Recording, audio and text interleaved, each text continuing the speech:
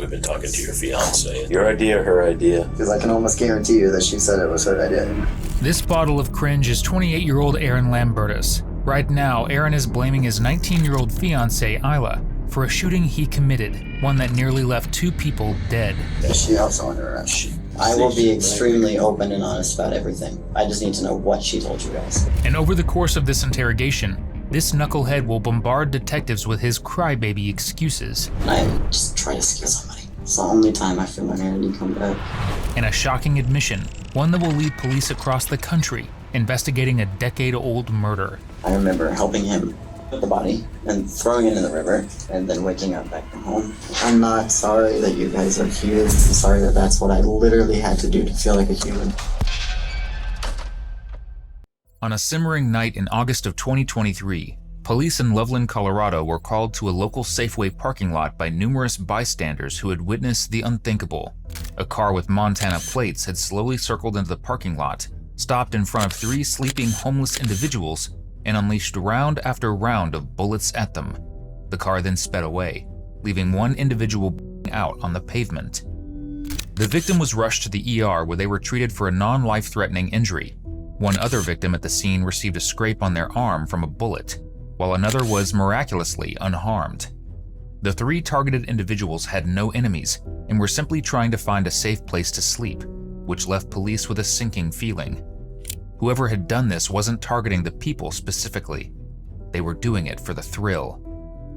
Fortunately, it only took law enforcement a few days to track down who the car belonged to, because, well, this is the 2020s, and everyone should be well aware that there are cameras everywhere.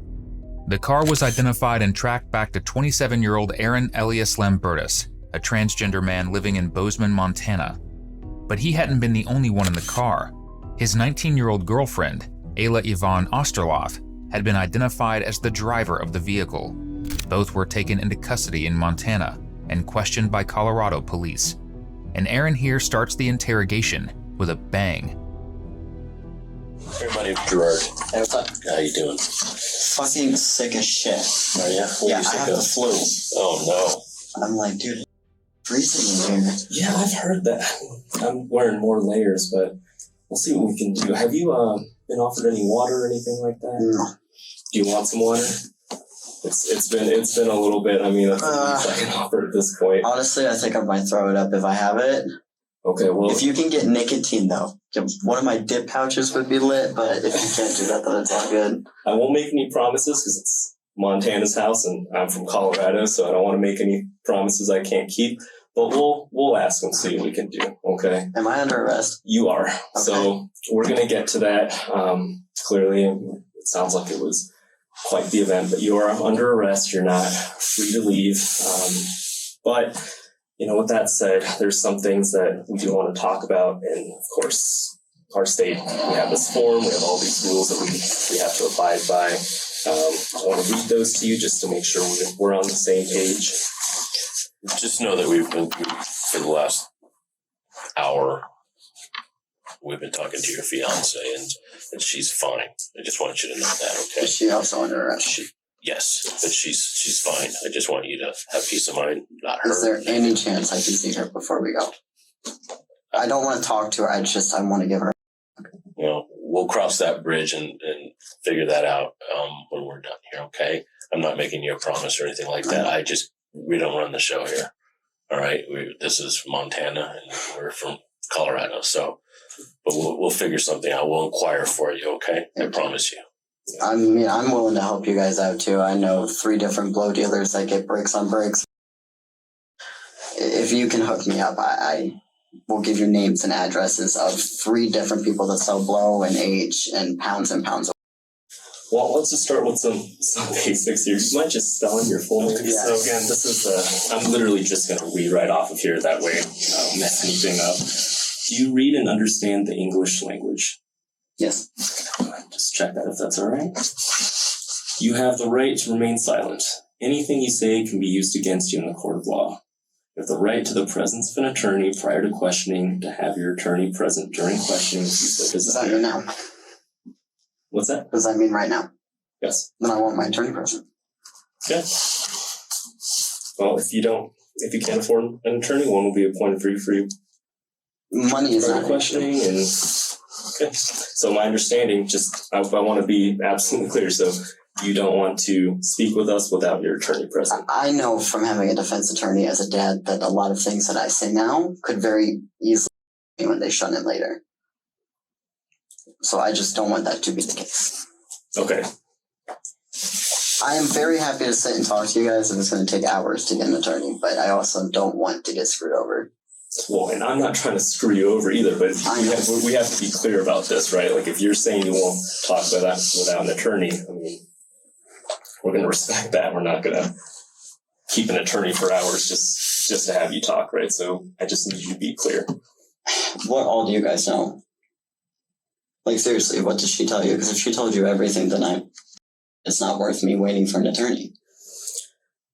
I mean, I know that you can say that. Look, I want to have this full. I mean, I'm not. I do just to like. I don't want to have a one-sided conversation. I know. And to have a two-sided conversation. I will be extremely open and honest about everything. I just need to know what she told you guys because I don't want to get her in more trouble. Yeah, unfortunately, she's in a good amount of trouble right now. Like, I mean, that's why we wanted to talk to you, but. We operate under very strict rules federally, and I can't violate anyone's rights. Yours, hers, anyone's. Make this very clear. I know. I don't need an attorney. I'm just going to read it through one more time just so we're all on the same page, okay? Bragging that your daddy is a defense lawyer isn't exactly a flex when it's written all over your face that you've got daddy issues. Quite literally. Aaron's backtracking here once he realizes that he's going to be left alone with his thoughts, and that his fiancée Ayla is also in trouble, might set a record for quickest relinquishing of rights. And we're about to learn that evidently, Aaron never learned the phrase snitches get stitches. So if you guys can try your best to hook me up with her, I will be honest and open about everything. Are you referring to an attorney or to... No, I mean, I just Ayla? want to be able to see her and make sure she's all right. Okay. What I can tell you this is I can't promise you that. I'm not going to sit here and lie to you because we don't do that. You don't have to promise. No, I get that, but I will, like I told you, what I will promise you is we'll inquire. Okay, but we just want to make sure something's very clear to you. Okay, initially you said you wanted an attorney. Okay, and we have to make sure that we're not threatening you, coercing you, or promising you anything in order for you to talk to us. You're definitely not. Okay, you talking to us is completely voluntary in regards to not having an attorney here, and we are not influencing you in any way. You're not. You're not promising me anything. You're not forcing me to talk. Okay. So you're saying you do not want an attorney, and you want to talk about why we're here from Loveland, Colorado. Yeah. Okay.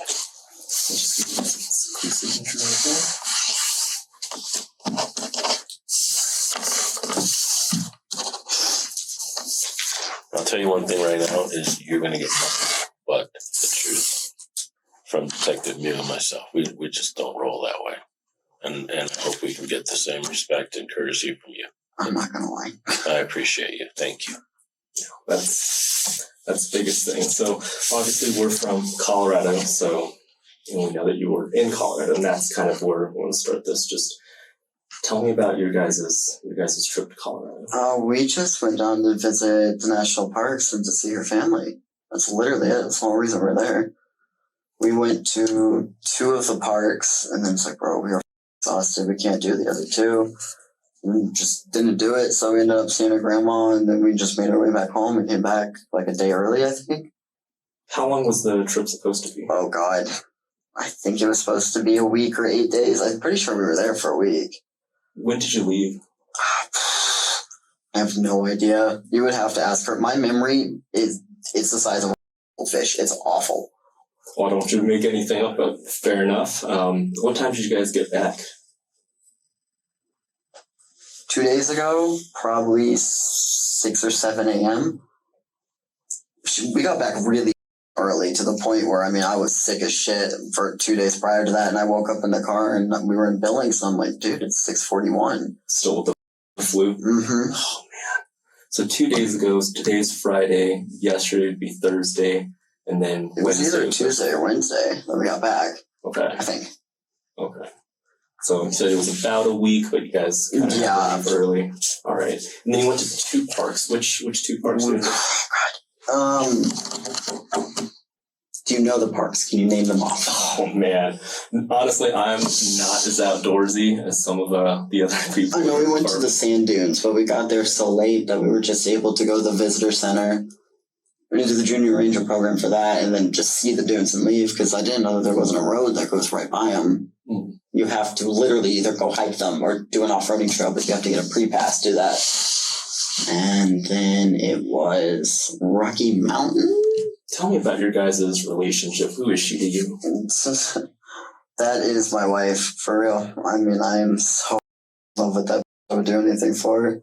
I mean, she got me through some really hard stuff with, I mean, just my life in general. And then my ex-wife that was super abusive and just disgusting. And it's been a year of trying to get that divorce filed, and it's been such a pain in the ass. And still hasn't been done because she didn't file her papers back when they mailed them to her. And then I had to go and get my name changed, and that was a whole shit show with her of why the hell aren't we divorced? Because you didn't fill the papers back out. And so now it's still waiting to get redone. So how long have you known Ayla for? About a year and a half. How'd you guys meet? She used to work with my ex-wife. Oh. Mm-hmm. Yeah, that was fun. And then my ex-wife forced me to go to trivia nights with her and all of her coworkers. That's how we got together. It's not really my cup of tea. No, it was miserable. Neither one of us liked trivia or bars because we both have alcoholic trauma, but it was worth it. So about a year and a half, and you guys are married now, or you got? Not legally, but yeah, it was the whole, well, I have a witness, so technically I can do it myself, even though it's not legal, right? So technically married, but we're engaged, and her whole family knows that. When did that happen? Oh, God, back in November, late November. Well, late congratulations. But, I mean, one thing I've gotten just already talking to you and talking to her is, I mean, you guys have a very strong bond. Yeah. That's kind of what I've heard. Ayla and Aaron became engaged in May of 2023 when Ayla was 18 years old. The two immediately moved in together and commiserated over their self-proclaimed mental health and family problems. Despite the fact that Ayla's family was reportedly very loving and accepting of the couple, so much so that they welcomed them to visit with open arms anytime. But the reason we're having this conversation today is obviously we know that you guys were in Colorado. We also know that you guys were in northern Colorado, and specifically Loveland. Now, the car you guys are in, that's kind of how we ended up all the way here in Montana. And you were mentioning, stuff about drug dealers and stuff like that. I'll be honest, man, I never really got into the whole narcotics comp thing. Like, I had a lot of friends that they were smoking pot when it wasn't legal. They were using other drugs. About that. Yeah, like these days, no one cares. But like growing up, like I just didn't really care about the drug scene. That's not for me. I'm more so interested in crimes that involve people getting hurt. So that's kind of where my passion is. And we're here today because someone got hurt while you guys were in Loveland. So, I mean, I'm not going to bullshit you, but I need to know, I mean, what's the story behind that? Like, we know your car was there. We know what happened. It's the why that I'm trying to figure out. Like, I don't think either of you are bad people. I mean, the important thing is just tell me from start to finish. Like, you know what we're talking about. I mean, what happened? I mean, it was literally, we are in the tent. I mean, we had a really day where we actually talked about shit that needed to be talked about, but she was looking at me like, baby, I love you, but I don't know how to help with that. And it's like, dude, I don't either, because it's like everything else that I try doesn't work at all, to the point where I am literally losing who I am every day. It's like a Literally the only thing that works and the only time she has ever seen it work is when I just try to scare the ever-living somebody. It's the only time I feel humanity come back. So did you know these people that you were trying to scare? No. It's always random people.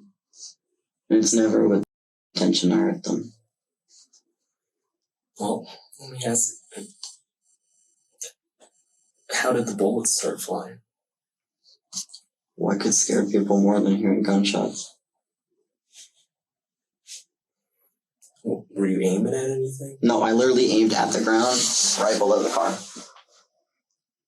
I read the article. The fact that the one article I read actually said that he ended up going to the hospital from a possible GSW, but then the line next to it said it is unclear if he got hurt because of gunfire. Made me happy. And that's important to throw out there. I mean, you've already heard it, but I need a shirt.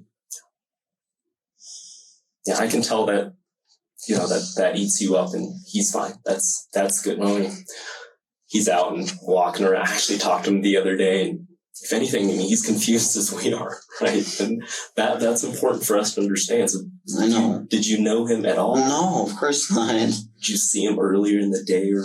It's literally just driving around and trying to find one thing. I don't want to traumatize people. Did this only happen the one time in Colorado? Yeah. And you've been honest this whole time. I mean, I have no reason to doubt that, but I just want to hear it straight from you. And where were you sitting in the car when this happened? Passenger seat. And which gun were you using? G43. You know where that gun is right now? Yeah, it should still in the car. I also have the FN 509 in there, but that's literally just my concealed carry.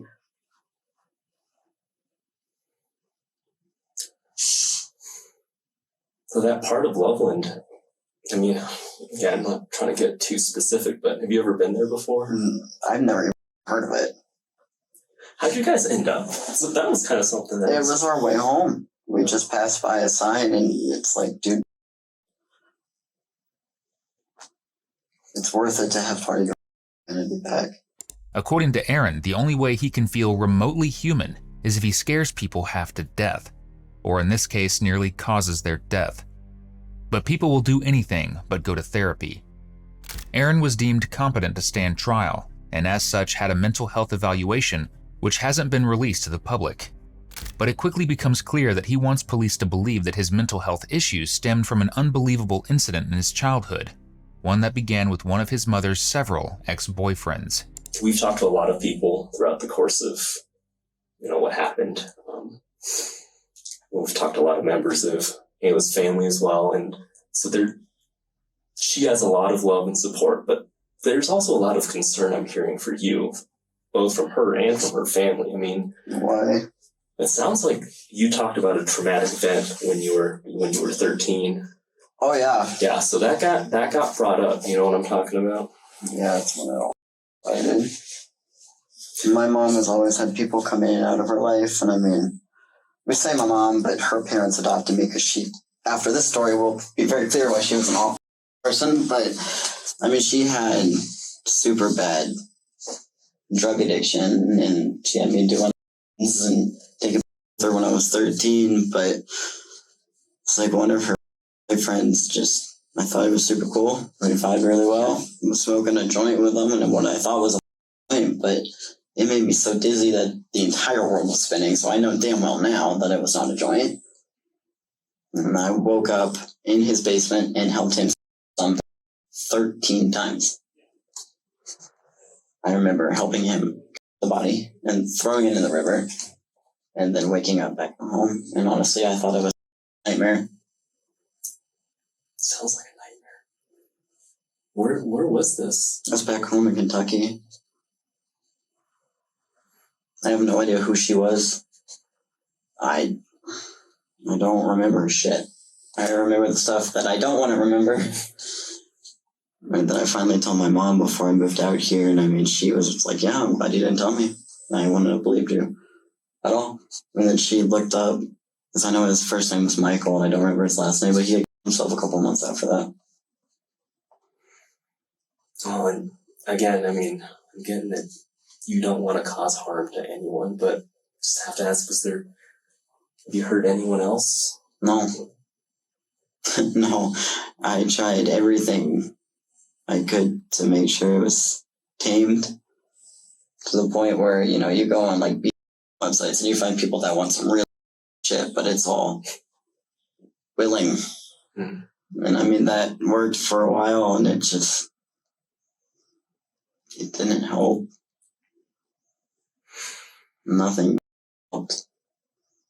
Besides scaring people. Yeah, it's as close as you can get to causing violence without actually being violent. I'm sure you guys see the giant cracks on the inside of the windshield on that car. It's literally from me throwing my phone at it. Try to punch it. Try to throw something that's not a brick on it. It's like impossible to break that thing. It's awful. It's so bad. And the only thing that works isn't even trying to hurt someone. It is literally just trying to scare them. Which makes me very different, and I'm well aware, than any other batshit crazy person out there, because most people want to do it because they want to cause pain and they want to torture. The only way I can get my shit to calm down is if I scare the piss out of somebody, and that is literally all I try to do.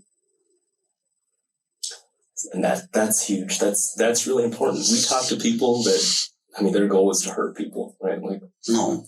I'm not getting, I mean, even you just asking about Ayla, I'm not getting that vibe from you. The confession that he had been involved in the murder of a woman sometime in 2009 in Louisville, Kentucky, completely took detectives off guard. However, it's something that to this day police haven't been able to link to a missing person or Jane Doe. We were unable to find any missing persons cases in Kentucky matching the description of the woman that Aaron claims to have killed.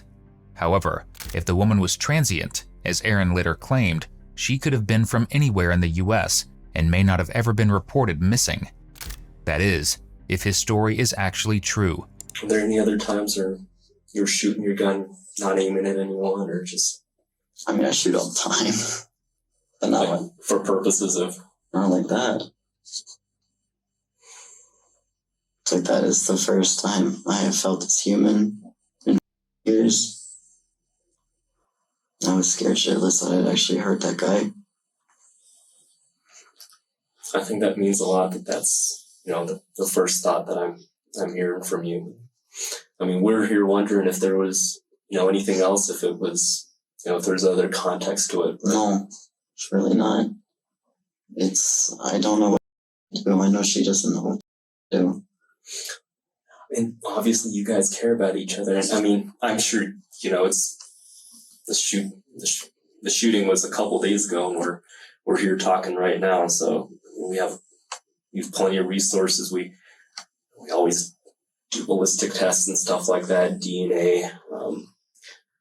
Was her DNA going to be, anywhere it should be? Anything that we need to explain now?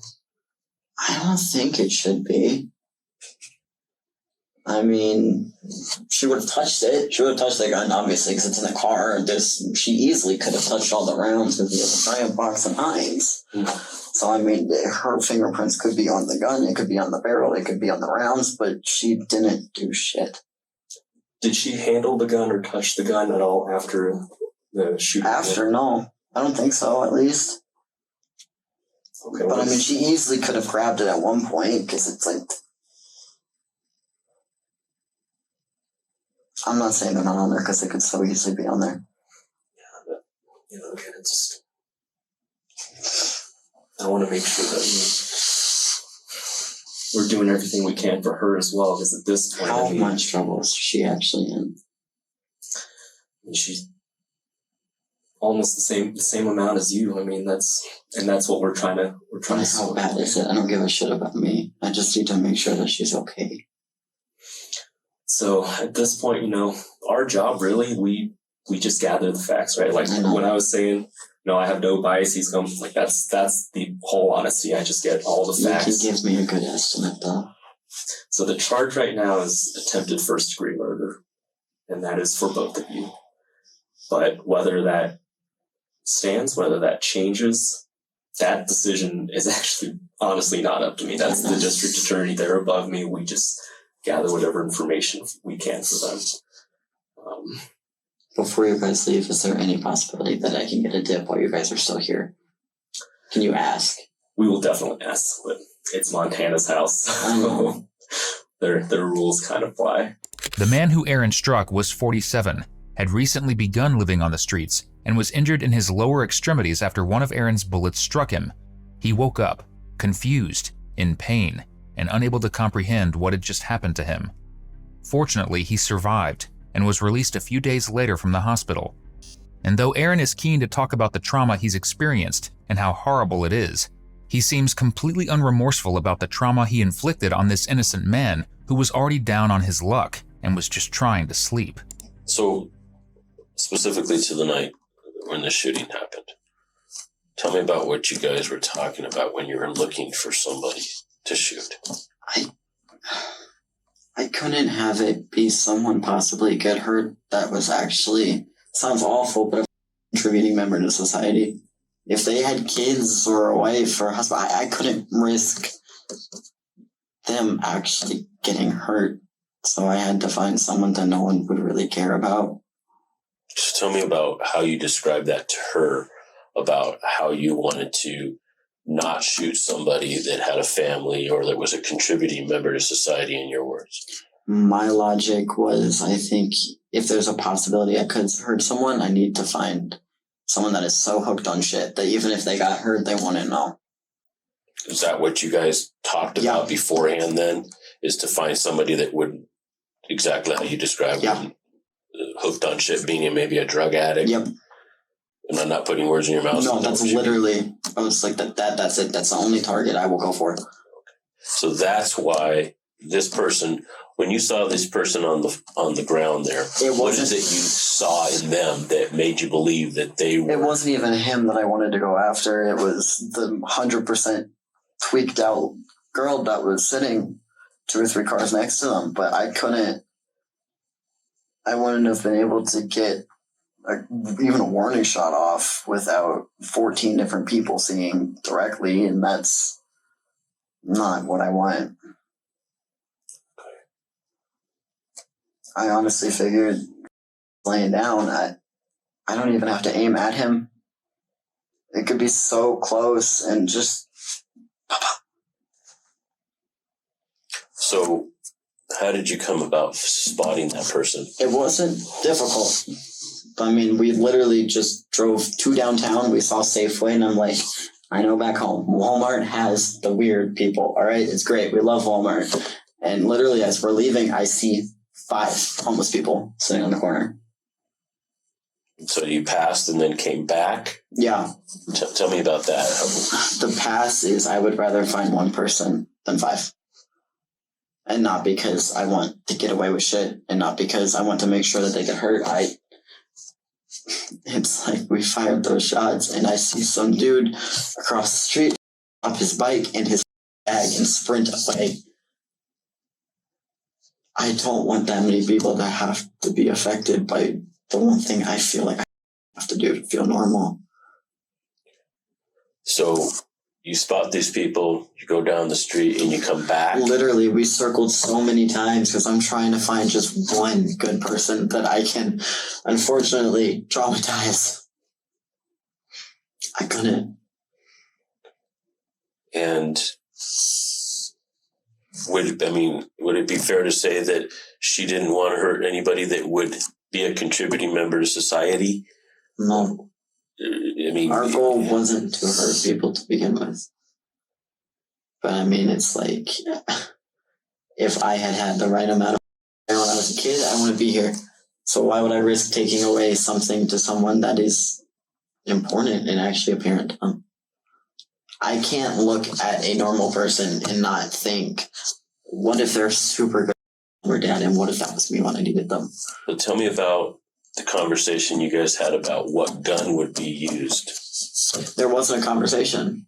It was the Glock.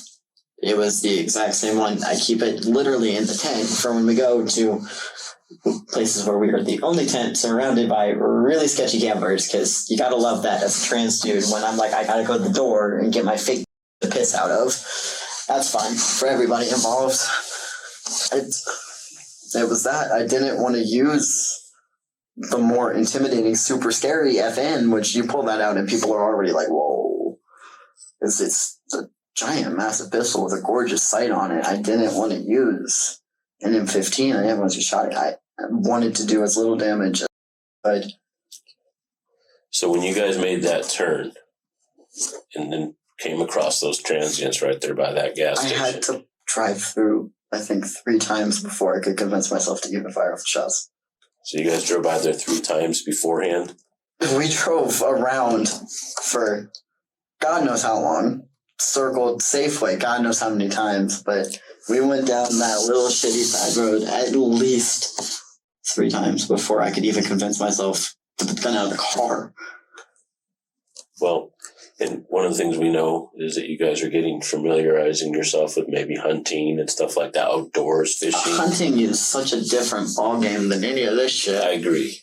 But would you think that some people might think of what you guys were going through, the struggles you're going through, as you were hunting for someone to shoot? Yeah, if we were actually looking for somebody to kill. Tell me about after you shot. What did you guys talk about? I don't remember what the hell we talked about. I just remember me thinking, I have to make sure that she gets out of here. What did she say? I don't remember. Our conversations weren't anything like, wow, I can't believe we just did that. It wasn't like, that was cool. It was, okay, let's get home. Let's see how long it lasts before it's all back to what it was.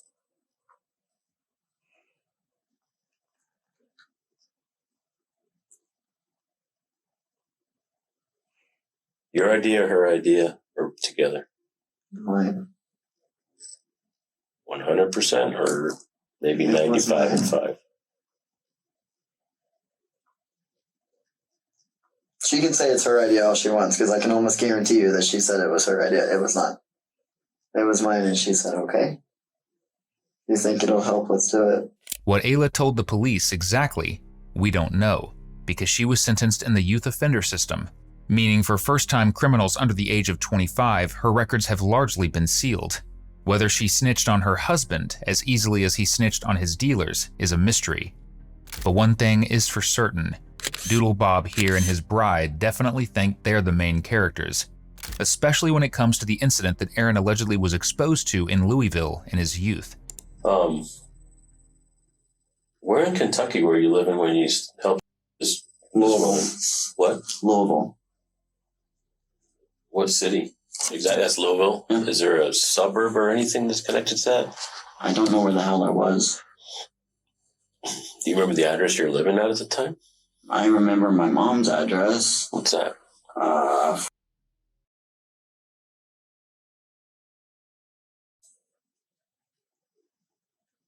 All you have to do is ask her about Michael.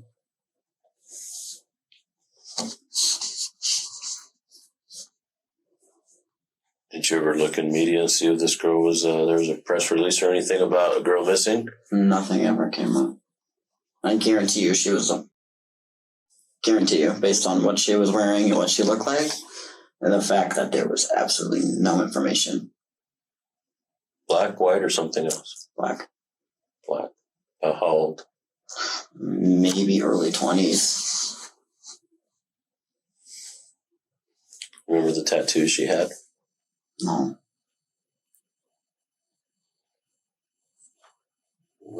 Tell me everything you can remember about her. She had super short black hair. It was probably, like a pixie cut, about cut. Super short, blonde. She had 2 super long hoop earrings, and then she had 1 diamond stud. It was definitely fake. Right above the right one. She had blue press-on nails. Ridiculously long. I couldn't tell you what the hell she was wearing clothes-wise because she was when I was there. You said you helped throw her in the river? In the Ohio, yeah. I remember we picked her up, put her in hefty trash bags. He weighed them down with a little bit of dirt. We duct taped them and then threw every single one of them into the Ohio. Do you know whereabouts in the Ohio River? I know exactly where we dumped it, but I don't know the address. Was it by your mom's house? No, it's closer to my actual parents' house. You know their address? Yeah. There are a ton of boat docks. If you go down Tribal and you hit River Road, there's probably like 5 or 6 different boat docks off of River Road. I remember the exact one we went to. It was the one that was super close to the Louisville Boat Club. It's like right next to it. There's a private one and then there's a publicly owned one. So when you say you helped her, am I misunderstanding you? Or tell me about how you helped her. I mean, he said, you are going to this with me, otherwise you are going to die. So I watched him. He said her right here. And then he walked over to me, well, because I was literally waking up from God knows what, and I was tied to a pole that he has in his basement. And he said, you are going to help me with this, otherwise you are going to die first. What did you use to? It was some pocket knife that he had. Blade was only about this long. It wasn't big. It had a green handle, and it was thicker at the top, thinner on the bottom, and had a little piece of paracord. Whatever happened to that knife? I don't know. I'm assuming he put it in one of his bags, but he could have kept it. And this took place At his mom's house. In the basement. No idea what the address is, because I didn't even know that he owned a place. And Bethy goes, it's not his. It would have been his mom's. and this is Michael. Yeah. And you don't know Michael's last name. I don't know Michael's last name, but Let me ask you this. Are you sorry for what happened in Loveland? you have no idea. I mean, I read that article, I read the title that said that he got hurt from a gunshot, and I shut down. It's not what I wanted to have happen, and it's not. I'm not sorry that you guys are here. I'm sorry that that's what I literally had to do to feel like a human for the first time in a couple of years. I can tell you what you're trying to accomplish to scare somebody. You did a good job. I know. Okay, I can tell you that you scared them. You scared everybody, and Yeah. I'm wondering is because they don't know who you are. They have no idea. Let me ask you this. You don't have to do this, but it might be a good gesture on yours because you really did freak them out. I can't obviously put them here, let you tell them you're sorry. You want to write them a letter? I mean, I can hand it to him, and I think this would give him a lot of closure and let him know that he doesn't have somebody that's specifically targeting him, the individual, right? If you think that he would read it and know that I'm actually sorry and not sorry that I'm in trouble, then yeah. I will promise you he'll read it, but I didn't catch the last part of that. If he knows that I'm actually writing it because I feel like a piece of shit and not because I'm in trouble, then yeah. I absolutely, that's how this is going to be, and I promise you he will read it. Yeah. I will personally make sure he reads it. Absolutely. I'm going to step outside with my partner. I'm going to work on getting, when you say nicotine, what are you talking about, cigarette? I have dip pouches that they actually took. It's probably not going to happen, dude. I can tell you that. Any form of nicotine would be lovely. Like a cigarette is what you're saying. Anything, I don't care. Just inject me with it. Like I'm going to inquire, right? I don't smoke, but I'll see what they got going on. Okay? Can I get you some? No, you don't want water, right? Water would be great at this point. Yeah? Okay. Before you do this, let me ask you something. Have we treated you with respect today? You're saying what I want to to make sure for people that are having to know about this. It's important. Okay, it's for us. important. Okay. Yeah. Have we threatened you, promised you, or coerced you in any way, shape, or form in order for you to talk to us today? No. Has everything today been the truth? Yeah. I know a lot more people are going to know about something that I don't want anybody to know about. And I've only told 2 people. I'm not following you. I've been ashamed of what happened with Michael for so long. Well, this is the first step to a new chapter and figuring this out and maybe bringing some closure for you. Yeah. And for the family of that person that was killed. So I applaud you for that. Okay? Aaron completed his letter to the 47-year-old stranger that he terrorized, and his confession ensured that jail time was on the horizon for him. At trial, he pleaded guilty to attempted first-degree murder, with an enhancement due to the extreme indifference he displayed. As a result, he was sentenced to prison for 20 years. Ayla, on the other hand, pleaded guilty to attempted second-degree murder for her role in driving the car. As a result, she received a 4-year term in the youth offender system. If she doesn't successfully complete the 4-year program, she will be forced to serve 8 years in prison. To this day, no news has been released regarding the victim that Aaron claimed to have helped murder in 2009.